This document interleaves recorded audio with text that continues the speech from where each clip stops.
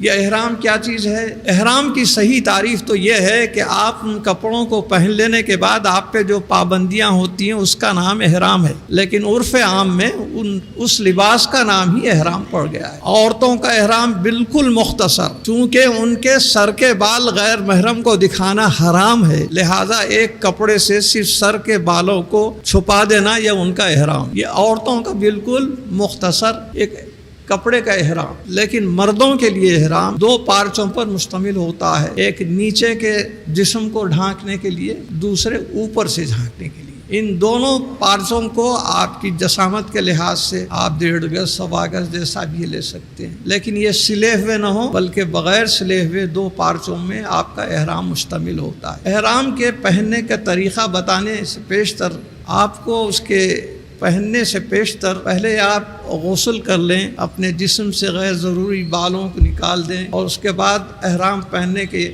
نیت سے نہا دھو کر سب سے پہلے آپ کو نیچے کا پارچہ باندھنا ہے۔ اس کے لیے عام طور پر لوگ اپنے جسم پر لپیٹ لیتے ہیں، ایسا نہیں، بلکہ پہلے اپنے دونوں پاؤں کو چیر دینا چاہیے، پھیلا دینا چاہیے، اس کے بعد نیچے کا حصہ آپ کو باندھنا چاہیے۔ دونوں پیر کو پھیلانے کا مقصد یہ ہے کہ آپ احرام باندھنے کے بعد آپ کو چلنے میں کوئی تکلف اور تکلیف نہ ہو، آسانی سے آپ چل سکیں۔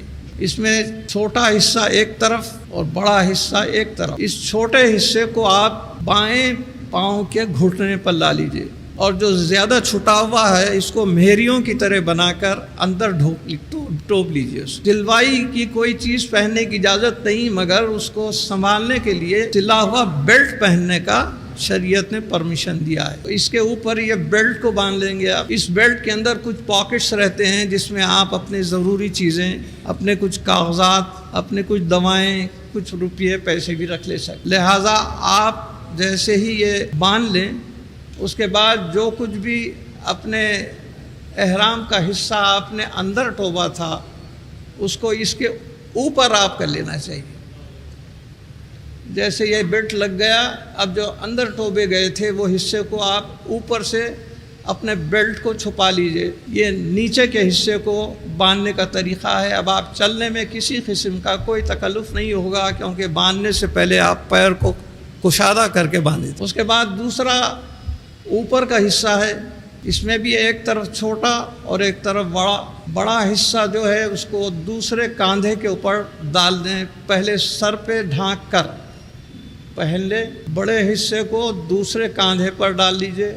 اس طریقے سے آپ نہا دھو کر احرام پہن چکے ہیں۔ احرام پہننے کے بعد اب آپ کو نیت کرنے سے پیشتر 2 رکعت نماز نفل پڑھنا ضروری ہے۔ پہلی رکعت میں سورہ فاتحہ کے بعد قل یا ایھا الکافرون، دوسری رکعت میں سورہ فاتحہ کے بعد سورہ اخلاص قل ھو اللہ احد کا سورہ۔ یہ 2 رکعت جب تکمیل پا جائیں تو آپ فوری سلام پھیریں گے۔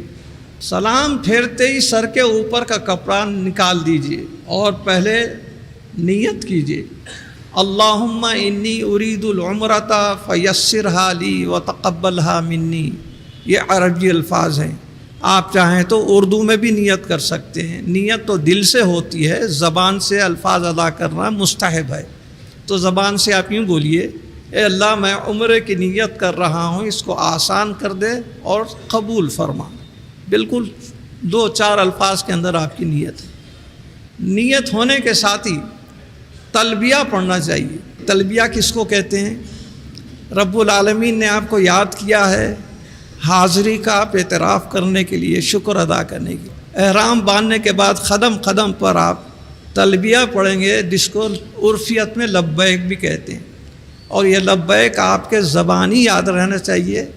بچہ آسانی سے پڑھ لیتا ہے، لہذا آپ اس کے اندر کوئی تکلف نہیں کرنا چاہیے۔ آئیے ہمارے ساتھ لبیک کے الفاظ بھی ادا کر لیں تو آپ کو بھی کوئی تکلف باقی نہیں رہے گا۔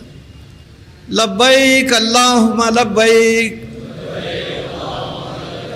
لبیک لا شریک لک لبیک، ان الحمد والنعمت لک والملک لا شریک لک، لبیک اللہم لبیک، لبیک لا شریک لک لبیک، ان الحمد والنعمت لک والملک لا شریک لک لبیک اللہم لبیک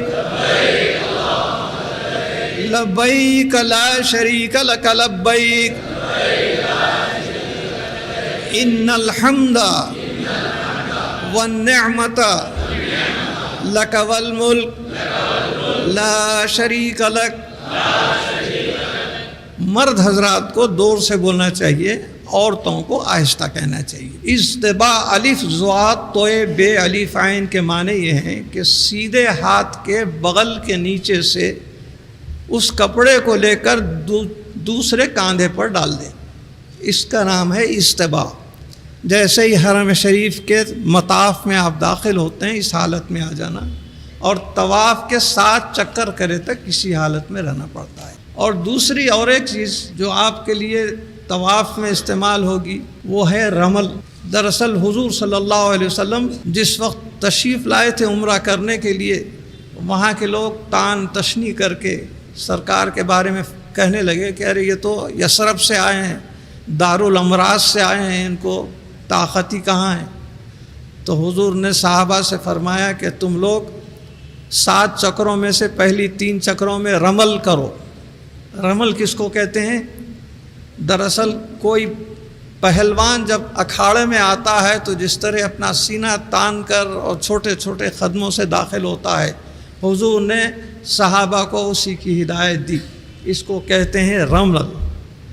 یہ 2 چیزوں سے واقف ہونا سخت ضروری ہے۔ حالانکہ اللہ تعالیٰ نے قرآن میں فرمایا ہے لا تمشی فی الارض مرحا، زمین پر اکڑ کر مت چلو، چاہے ہندوستان کی ہو، چاہے انگلستان کی ہو، چاہے پاکستان کی۔ اب یہ مقام تو اللہ کے گھر کا ہے، یہاں تو اور اس حکم پہ عمل کرنا چاہیے، مگر چونکہ وہ محبوب کی ادا ہے اس لیے اللہ تعالیٰ نے اس کو سنت موقدہ بنا دیا، مستثنیٰ بنا دیا۔ ان اصطلاحات سے واقف ہونے کے بعد آپ احرام کی حالت میں آ چکے ہیں۔ اب احرام کی حالت میں آتے ہی آپ کو یہ تلبیہ مسلسل پڑھتے رہنا چاہیے، اس وقت تک پڑھنا چاہیے جب تک کہ آپ حجر اسود کے سامنے نہ پہنچ جائیں۔